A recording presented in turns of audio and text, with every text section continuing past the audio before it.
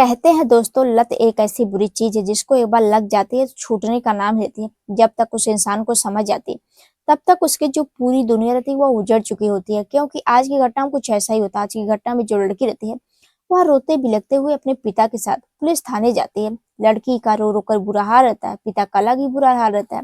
अब पुलिस वाले जैसे उस लड़की को देखते हैं, उस बच्चे को देखते हैं, वह भी परेशान हो जाते हैं कि आखिर इस बच्चे के साथ क्या हुआ है। अब जो पुलिस वाले रहते हैं उस लड़की को बड़े ही प्यार से उससे पूछताछ करने लगते हैं कि बेटा तुम मुझे सच सच बताओ, तुम्हारे साथ क्या हुआ। तो वही लड़की टूटती है और एक ऐसी सच्चाई बताती है दोस्तों, जब आप लोग पूरी कहानी सुनेंगे तो आप लोगों को यकीन नहीं होगा कि आज के समाज में हम विश्वास करें तो किस पर करें। तो दोस्तों आइए जानते हैं पूरा मामला क्या है। हेलो दोस्तों, हर कदम क्राइम में बहुत स्वागत करती हूँ। उम्मीद करते हैं सब अच्छे होंगे। आज आप लोग के बीच में एक ऐसी घटना लेकर आए जो कि सच्ची घटना पर आधारित आज की जो सच्ची घटना है रिश्तों को तार तार कर देने वाली है। आज की जो सच्ची घटना है मध्य प्रदेश भोपाल जिले की है। इसी के अंतर्गत एक थाना लगता है निषादपुर थाना। निषादपुर थाना क्षेत्र के अंतर्गत एक गाँव है। उस गांव में एक हंसता खेलता परिवार रहता है। दरअसल परिवार के नाम बदले हुए हैं पूजा का परिवार। जो पूजा रहती है वो अपने माता पिता के साथ, अपने भाई बहनों के साथ काफी खुशहाल तरीके से रहने लगते हैं। उनके परिवार में 5 लोग रहते हैं। पूजा, पूजा के माता पिता, पूजा 3 भाई बहन रहते हैं, जिनमें से जो पूजा रहती है सबसे छोटी रहती है। पूजा देखने में बेहद खूबसूरत, काफी चंचल। जो माँ बाप रहते हैं अपनी छोटी बेटी पूजा से बहुत ही ज्यादा प्यार दुलार करते हैं, उसकी बहुत अच्छी तरीके से परवरिश करते हैं। अब धीरे धीरे जो बच्चे रहते हैं वो भी बड़े होने लगते हैं। इधर जो पिता रहते हैं वह खेती किसानी करते थे। खेती किसानी करके अपने परिवार का भरण पोषण करते हैं। इनकी जिंदगी ठीक ठाक से चल रही थी। धीरे समय बीत रहे थे, धीरे धीरे बच्चे बड़े होने लगते हैं। तो जो पिता रहते हैं वह देखते हैं कि महंगाई का जमाना है, अपने बच्चों को कैसे पढ़ाएंगे लिखाएंगे, उनकी शौक को पूरा करेंगे। इसलिए पति पत्नी के बीच में आए दिन बहस होते, लड़ाई झगड़े होते हैं कि क्योंकि जो पिता रहता है वह शहर कमाने के लिए नहीं जाता, लेकिन पत्नी बार बार यही कहती तुम शहर जाओ कमाने के लिए। अब पति पत्नी के बीच में इसी बात को लेकर बहस होते, लड़ाई झगड़े होते हैं। और जो पति रहता है वह घर ही रहने लगता है। एक दिन जो पति रहता है वह नाराज होकर अपने घर परिवार वालों को छोड़कर, भी बच्चों को छोड़कर वह शहर चला जाता है कमाने के लिए और वहीं पर रहने लगता है। ना ही वह फोन करता, ना कोई खोज खबर देता। इधर जो पत्नी रहती है उसका रो रो कर बुरा हाल रहता कि जो हमारे पति है हमें हमारे बच्चों को छोड़कर चले गए, उनको हमारी चिंता ही नहीं। अब वह पत्नी करे तो करे क्या। अब वह बेहद परेशान हो जाती है कि इधर जो हमारी दोनों बेटियां वह भी धीरे धीरे बड़ी हो रही हैं, बेटा भी बड़ा हो रहा है। हम अपने बच्चों की शादी ब्याह कैसे करेंगे, उनकी जरूरतों को कैसे पूरा करेंगे। इसलिए पत्नी का रो रो कर बुरा हाल रहता है। एक दिन जो पत्नी रहती है वह सोचते है क्यों ना अपनी दोनों बेटियों को नगर सेवा सदन में भेज दे। अब वह बात करके अपनी दोनों बेटियों को नगर सेवा सदन में भेज देती है और जो दोनों बेटियां वहीं पर रहने लगती हैं। और जो माँ रहती है अपने बेटे के साथ घर ही रहने लगती है। अब उनकी जिंदगी ऐसे ही चल रही थी। धीरे धीरे जो बेटी थी वो भी बड़ी हो रहने लगती है। एक दिन जो छोटी बेटी पूजा रहती है वहां के रहने वाली एक कर्मचारी से, महिला से किसी बात को लेकर बहस हो जाती है, लड़ाई झगड़े हो जाते हैं। और जो कर्मचारी रहती है वह काफी नाराज हो जाती है। वह गुस्से में वह तुरंत पूजा के भाई के पास फोन करती है। वह कहती है तुम्हारी जो बहन है उसके जो चाल चलन है वह ठीक नहीं है, क्योंकि आए दिन यहाँ पर लड़ाई झगड़े करती है। तो अपनी बहन को यहाँ से लेकर जाओ।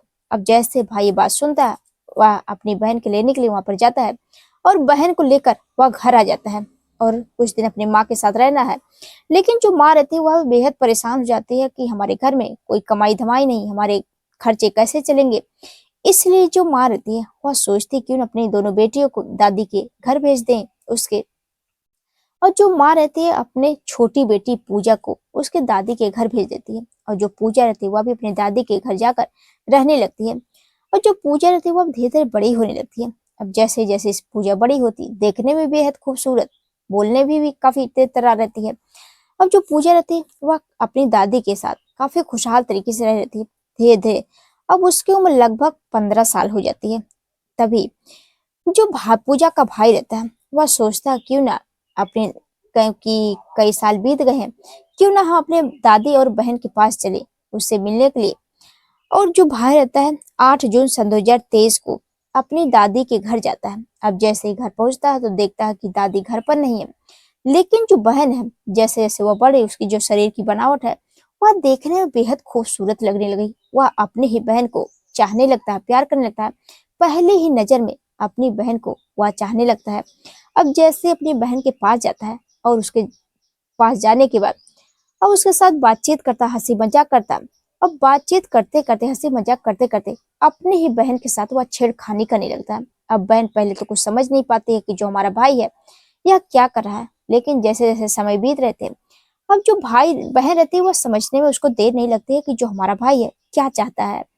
अब वह इस चीज का विरोध करती है कि भैया तुम यहाँ से चले जाओ, क्योंकि दादी घर पर नहीं है, हम घर पर अकेले हैं, जब दादी घर पर आ जाएंगी तो तुम भी आ जाना। लेकिन जो भाई रहता वह कहता कि तुम घर पर अकेले हो, हम तुम्हें छोड़कर नहीं जाएंगे। अब भाई बहन इसी बात को लेकर बहस करने लगते हैं, लेकिन जो भाई रहता है वह जाने का नाम ही नहीं लेता है। और अपने ही छोटी बहन को, पूजा को, वह अपनी गोद में ले जाकर उठाकर वह सीधे कमरे में ले जाता है और अपनी ही बहन के साथ छेड़खानी करने लगता है। अब जो बहन रहती है उसका विरोध करती है कि भैया तुझे शर्म नहीं आती, मैं तुम्हारी सगी बहन हूँ, तो मेरे साथ क्या कर रहा है। लेकिन जो भाई रहता है उसके ऊपर तो हवस की भूत सवार था, उसको कुछ समझ नहीं आता है, इसलिए वह अपने ही बहन के कपड़े निकालने लगता है।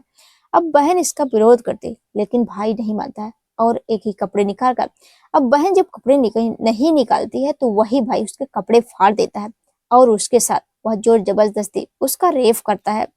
अब बहन रोती है, चीखती चिल्लाती है, रहम की भीख मांगती है कि भैया मुझे छोड़ दो, मेरे साथ ऐसा मत करो। लेकिन जो भाई रहता है वो अपनी बहन की एक भी बात नहीं मानता है और उसके साथ वह काम करते रहता है। जब उसकी जरूरतें पूरी हो जाती हैं तो वह छोड़ देता है। अब लगभग 10 दिन बीत जाते हैं, लेकिन जो दादी रहती है वह घर पर नहीं आती है। और जो भाई रहता है वह आए दिन अपनी बहन के साथ जब भी मन करता है, जी करता है, उसके साथ सही संबंध बनाता है।